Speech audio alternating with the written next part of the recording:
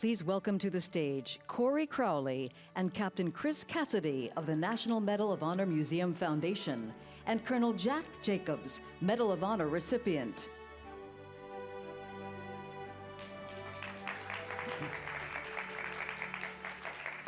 Good afternoon. We're glad you're here. Before we get started, let me make some more formal introductions and tell you a little bit about the Medal of Honor. The Medal of Honor was created by President Abraham Lincoln in 1861 as our country's highest award for valor in combat. There are 40 million people who've served in the United States Armed Forces since it was created. Fewer than 4,000 have received the Medal of Honor, and 61 of those individuals are alive today. One of them is Colonel Jack Jacobs. So we're glad you're with us, Jack. Thank you for being here. And Chris Cassidy is the president and CEO of the National Medal of Honor Museum where I work. But before that, he was a Navy SEAL and NASA's chief astronaut. So what we'd like to talk a little bit about today is kind of the foundation of leadership and the values that underpin it. Courage, sacrifice, integrity. Those are things that are central to the Medal of Honor Museum's mission, our institute, and the monument that we're building on the Mall in Washington, D.C. But they're also central to leading in any industry and around the world. And part of the reason we want to tell these stories of Medal of Honor recipients is that we believe that they're ordinary people, and you'll hear from Jack in a minute, but they took extraordinary action on behalf of others. And we think that their lives are examples that can inspire each of us to realize that we're all born with this same potential to be extraordinary. So Chris, I might start with you because we were having an interesting conversation the other day. That same conversation many of us have had, where were you during COVID? And I knew where Chris was during COVID, but the perspective he put it into in this conversation was kind of strange, but it rolled off your tongue pretty easily. And you said you were one of only 3 people not on Earth during COVID. In fact, you were on the International Space Station with 2 Russian cosmonauts. So what I'd like to ask you first is, how do you go about building bridges? You know, most people don't think of the United States and Russia as being all that friendly, but you lived in space with 2 Russians for 6 months, twice. How do you do that? Yeah, it's really interesting. The concept of the International Space Station is successful because countries are working together to build something pretty technically challenging and in a place that you're not normally supposed to be successful building things in Earth's orbit. And to me, it's really evident of what people can do, particularly leaders, as they're rallying the forces to get something like that accomplished. And being a crew member up there, as you mentioned, during COVID in particular, just myself and 2 Russian guys, and looking down at the planet and seeing our planet below you and realizing that the pandemic is raging down there, but you can't tell any different. Contrary to popular belief, from space, you couldn't look and see there's no smog or there's no anything else. It looked the same except for less airplane traffic, I guess, is the only thing. But it was quite fascinating to realize that pandemic is going on down there, but up here, and it's just people working together to get a challenging mission done safely and together and manage risks. Everybody has the same end goal in mind. And I think that's really, like you said, the fundamental part about leadership and pulling teams together is doing exactly that, getting all the rows, the oars of the boat to pull in the same direction from multiple countries, multiple backgrounds of people to bring together for the collective good. Yeah. And Jack, when you earned the Medal of Honor, you were a 22-year-old lieutenant colonel, right? I'm only 23 now. Well, I was going to say it was just yesterday. But you're 22 and you're assigned to a Vietnamese unit as their advisor during Vietnam, obviously a war-torn region of the world at the time, a very challenging political situation around the world at that time. How do you build the relationship and the trust with your Vietnamese counterparts? And then what is the value or bit inside of you that causes you to sacrifice what you did on behalf of other people in the way that you did? Well, in a situation in which people are ardently trying to kill you, it's very easy to make friends on your side. And so that's the first thing. I mean, you're thrust into a situation in which you have to help each other and support each other. Not a great deal unlike being miles in space and all that stuff. And you're forced to do it by circumstances to assist people you otherwise wouldn't have anything to do with. And they're in the same situation. I mean, they have to help you out too, otherwise nobody survives. The second thing that comes immediately to mind is that you have to know your business. You have to know what you're doing. And if it's intuitively obvious to the casual observer that you have no idea what you're talking about, you're not going to be able to influence anybody else. And I tell kids all the time that your first order task is to know what you're talking about.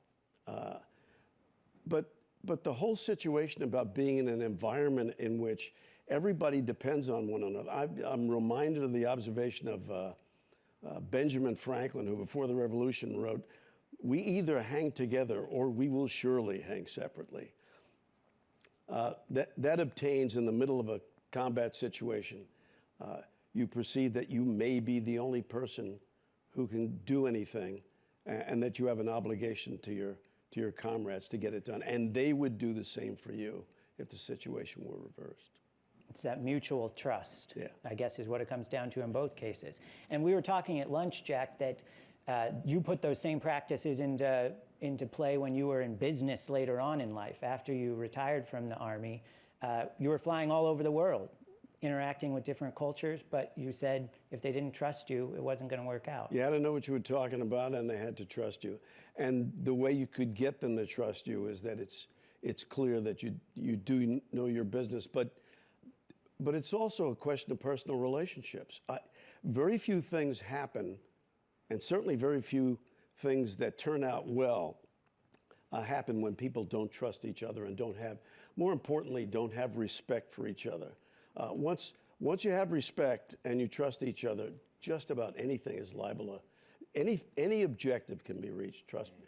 Mm-hmm. And you know, one of your peers, Medal of Honor recipient General Pat Brady, often talks about courage and the fact that, you know, we're not all born equal, unfortunately. You know, we're in terms of ability, in terms of financial resources in your family when you're born, but we are all born with a limitless amount of courage if we choose to tap into it to do something great for others. And that's obviously what you did in Vietnam on the battlefield the day your commander was killed and you had to take command of the unit. But you got the opportunity to go back later on, many years later, and you met 6 years later. The man who led the opposition against you, and you found a way to find common ground with him. Can you tell us about that? Well, I was going back after 46 years. I got invited back, and the government of Vietnam found the enemy commander who was opposing me in 1968. He was a retired brigadier general. He had been a Viet Cong district chief in 1968 and had amassed something like 250 Viet Cong, and we walked into this gigantic ambush. Well, they found him. He was living next door to a bicycle repair shop not far from where we had fought. We drove down in a van from Saigon. We had fought down in the Delta, in the southern part of Vietnam. He came out of his house and gave me a big hug and cut my lip on his epaulette. And I said in Vietnamese, "You wounded me again, you SOB." And we had two sets of translators on our side and on their side. They were all horrified. This was an international incident. He threw his head back and laughed like a drain. It was the funniest thing he ever heard. And we spent the next hour and a half or 2 hours sitting down, talking about the battle. You know, we were just two old soldiers talking about a seminal event in our lives. We were opposing one another. And we were trying to kill each other. But at the end of the day, we had much more in common than we ever thought. Mm-hmm. And that's the heart of it all, right? Chris, when you're thinking about the Griffin Institute at the National Medal of Honor Museum, and when you're out even speaking to classrooms of kids who I'm sure would much rather talk to you about astronaut stuff than values, but what do you tell them is the kind of fundamental value to being able to be successful in life, not just working with others, but in finding common ground with others? Well, for me, it's your word, integrity. Do what you say you're going to do. And, you and I have laughed about this definition before, and that is if you're pushing, the simple way to describe it to grown-ups and kids alike, if you're all by yourself in the parking lot of Target and you've got a cart and it's a long walk to put that thing back, or you can just leave it right there, the right thing to do is walk it back. And to me, that is a simple example and somewhat silly, but doing what the right thing is when nobody is looking, doing what you say you're going to do so people trust you, and the trust is built around you and with the people that you care for and love, and they to you, and just be committed to that. And those things, I think, are fundamental in life, not just leadership at the business level or in the military, or it's fundamental to humans. The other thing that I like what General Brady says often is fear is an emotion and courage is a decision. Everybody has fear at some point. It's your choice if you want to take an action with that, and that's what takes courage, whether it's battling cancer or a tough relationship challenge or something that's a bit of a hard thing to deal with in your professional life. Any of those things require some degree of courage. But at the fundamental level, if people trust you, if you do what you say you're going to do, and you do the right thing as your North Star, those kids are going to go a long way. Yeah. Colonel Jacobs, you've had the opportunity to do the same. You've taught at West Point, you've taught at Rutgers after leaving the military. What's kind of the message, the universal message on leadership or values that you give the students that they could apply, whether they're going into business, whether they're cadets who are going to become leaders in the military? What's kind of the universal line you have for? Well, there's not one. I mean, there are lots of ways you could mess up. And of course, there are lots of ways to avoid messing up. One of the things, as a kind of on a riff on what you just mentioned about doing the right thing, we've all done the wrong thing from time to time. Everybody has. But we knew it was wrong when we were doing it. And one of the things grown-ups do is to pass on to kids the notion that you know it's not the right thing to do, just don't do it. Sometimes it's difficult to carry that out, but you got to do it. And you can't cover it over by saying, well, I didn't know it was the right thing. No, you knew it was wrong when you did it. You shouldn't have done it, and just don't do it again. So that's one important thing that we have to recognize as a value we need to teach kids. And by the way, education is the only way you can reach into the future, in my view, is to identify when you're about ready to do the wrong thing and just don't do it. And don't let other people do it either. I mean, you have a responsibility. We all have a responsibility for one another. It's important that nobody else does the wrong thing in your presence as well. The second thing to keep in mind that we always do in the military establishment, because you all have to rely on one another, is the commitment not just to achieve the mission, no matter what, but to recognize that you might be the only person who can actually affect the outcome. I'm reminded of an observation of the first century Hebrew scholar Hillel, who once wrote, "If not you, who? And if not now, when? If you're not going to do it, who's going to do it?" As a leader, you've got to instill that among the people with whom you work. And the ancillary observation from that is that you can't ask anybody to do something you're not willing to do yourself. We see this all the time in the military establishment. And if we carry that value into things that we do outside of the uniform, I think we'll be much better off. Hey, Cory, if I may. Yeah, please. Jack, you have lots of funny stories, and one of them that I really like along the same theme is when you were a young kid and your buddy's mom would look out the window and see you doing the wrong thing. You want to tell us about that? To the extent that I grew up at all, I grew up in New York City, and somebody's mother was always hanging out the window. So it was really bad news if you did something wrong and your mother saw you. It was much worse if Peter Del Favero's mother saw you. Not good at all. But it was all born of the notion that we're all a community and we've got to take care of each other. And if you're growing up in that community, you better grow up with the same values the adults have. Otherwise, the whole community is going to fall apart.